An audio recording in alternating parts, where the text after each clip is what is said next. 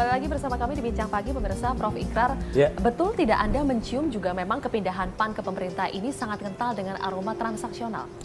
Ya, kalau dibilang transaksional enggak juga ya. Kenapa enggak juga? Sebetulnya kan waktu mau pemilu presiden, Pak Hatta Rajasa kan sebenarnya juga pengen menjadi calon wakil presidennya Jokowi.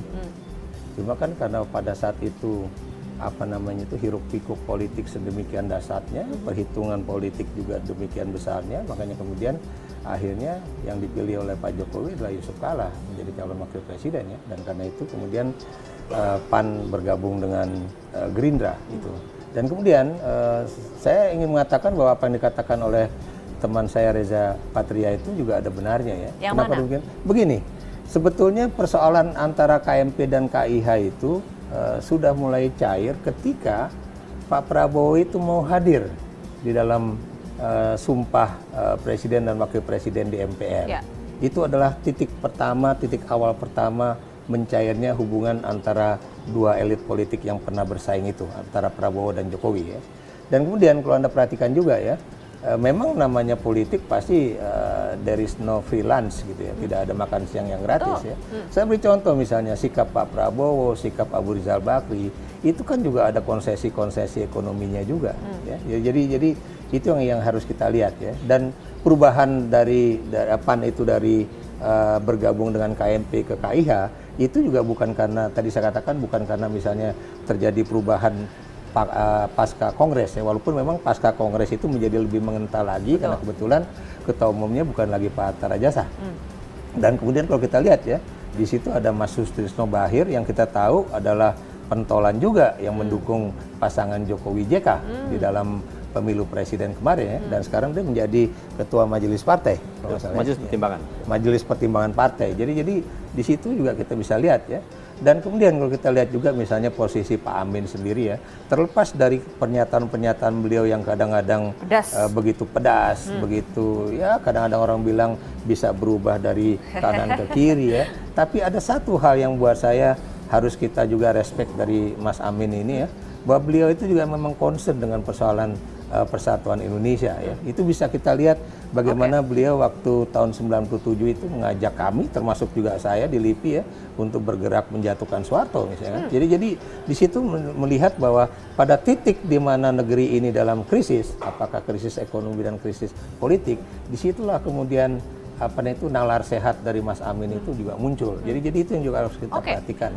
Dan ada jangan lupa ya, partai-partai di Indonesia itu terbelahnya bukan karena persoalan ideologi yang memang beda seperti di Australia antara partai buruh dengan liberal nasional. Tapi karena apa? Begitu. Kenapa demikian? Karena memang koalisinya itu sangat cair, sangat ditentukan oleh kepentingan politik jangka pendek ketimbang persoalan yang memang sangat Prof, ketat. Ketika disebutkan ini adalah koalisi permanen itu tidak ada koalisi permanen di dalam politik Indonesia ya, apalagi pasca reformasi ini. Walaupun memang kalau kita lihat dalam sejarah politik baru pertama kali sebuah partai politik itu pindah tempat itu pasca pilpres ya. Yang ingin saya katakan di sini memang Golkar memang terjadi dia pindah dari misalnya dari kelompok yang berkontestasi kemudian masuk ke dalam pemerintahan. Tapi maksudnya Golkar itu kan di awal pemerintahan ya, baik itu pemerintahan SBY JK ataupun SBY Budiono.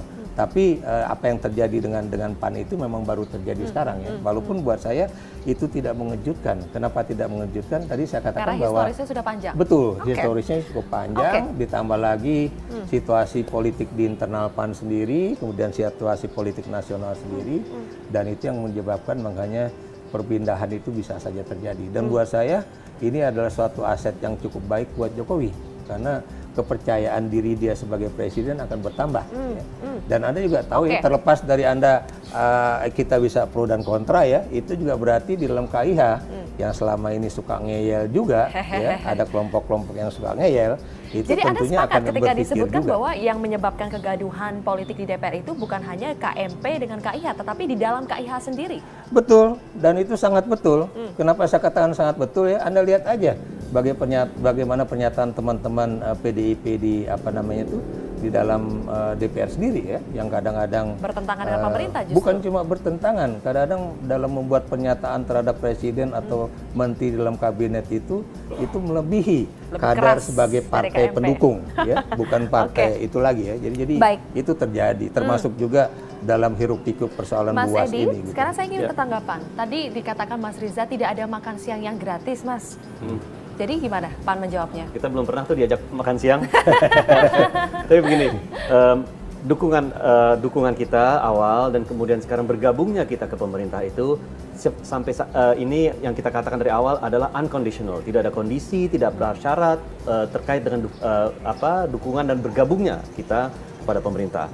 Jadi kalau dikatakan memang di sini tidak ada no free lunch, memang mungkin konsep itu ada, tetapi pembahasan dan komitmen kami untuk bergabung kepada pemerintah tidak terkait dengan persyaratan apapun. Belum sampai membahas nanti PAN akan dapat apa dari pemerintah, posisi apa begitu? Kita tidak dalam tahap untuk membahas itu pada saat kita bergabung dan rasanya kita juga tidak akan mensyaratkan. Tapi kedepannya mengharapkan tidak mendapatkan sesuatu? Tidak ada harapan sesuatu. Tidak. Lalu Mas Edi, ya. Kalau misalnya bukan alasan karena ingin mendapatkan jatah posisi, lalu apakah karena alasan tidak ada masa depan di KMP? Saya tidak dalam posisi untuk mengatakan tidak ada masa depan ya. Masing-masing kita ketika berada dalam KMP, kita sudah merasa bahwa KMP itu sangat solid ya dalam menyuarakan beberapa hal terkait kondisi perekonomian, politik ya, sangat solid dan satu suara selalu gitu. Satu suara kan bukannya dalam KMP ada Golkar, ada P3 yang sedang dualisme ini? Oh, KMP itu kan di dalam KMP yang kita kita duduki itu pada saat itu kan ada Golkarnya Pak ARB dan P3-nya Pak Jan Farid. Jadi itulah soliditas kami di sana. Nah, ketika kita membuat suatu keputusan dan mengkomunikasikan keputusan itu keluar dan menjalankannya, itu sangat solid. Sebetulnya kan Anda bilang sangat solid, tapi kenapa ketika PAN ingin bergabung ke pemerintah, KMP ini nggak diajak komunikasi? Ya, itu masalah pertama, bagaimanapun juga kita mengkomunikasikan bergabungnya kita ke pemerintah itu kepada siapa kita bergabung, yaitu kepada Presiden. Jadi memang secara etika, beliaulah paling pertama kita sampaikan hal tersebut. Nah setelah itu kita sampaikan kepada berbagai pihak lainnya, ya seperti saya menyampaikan juga kepada Sekjen Golkar, kemudian saya juga sudah bicara dengan Ketua Presidium KMP, Pak Abu Rizal Bakri, ya. Dan kemudian juga Pak Ketua Umum, Pak Zulkifli Hasan berbicara dengan Ibu Megawati Soekarno Putri. Jadi kita setelah itu mensosialisasikan langkah kita kepada ada pertentangan nggak di PAN sendiri? Bukannya kan seperti Prof. Ikrar bilang Amin Rais ini cukup kencang sebetulnya kepada pemerintah. Jadi dalam internal PAN sendiri sebetulnya solid tidak untuk bergabung ke pemerintah? Di internal PAN solid dari segi DPP ya. Pak Amin responnya bagaimana sih Pak? Pak Amin pokoknya begini, kita itu menerjemahkan visi Pak Amin yang mengatakan bahwa sekarang sudah saatnya kita melakukan responsibility sharing. Jadi tanggung jawab itu kita bagi semua agar kita semuanya memiliki andil dalam membangkitkan perekonomian yang sedang terpuruk ini. Jadi apa yang disampaikan oleh Pak Amin, apa yang dilakukan oleh kita itu sejalan. Oke, bagaimana dengan kubu Hatta Rajasa? Solid juga pendukung keputusan PAN?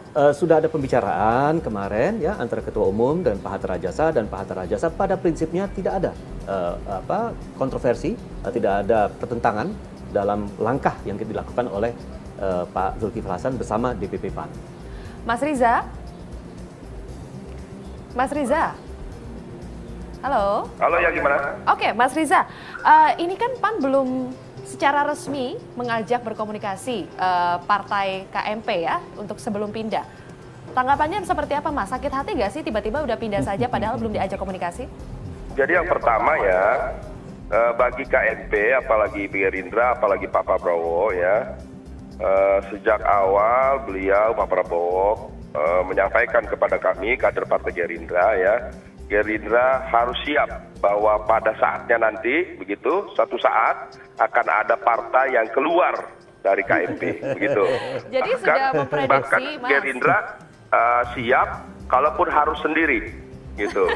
Tinggal sendiri. Ya, kemudian yang penting yaitu bagi beliau, bagi kita Gerindra ya, bukan berada di dalam atau di luar pemerintahan.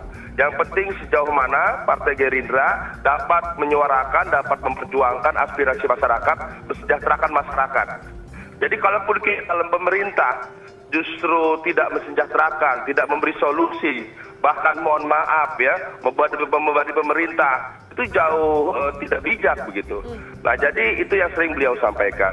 Kemudian yang kedua ya kalau masalah belum sowan begitu, belum lapor ya, saya kira itu masing-masing punya cara lah ya. Tapi kalau Pak Prabowo, Mbak, halo? Nggak sakit hati, Mas?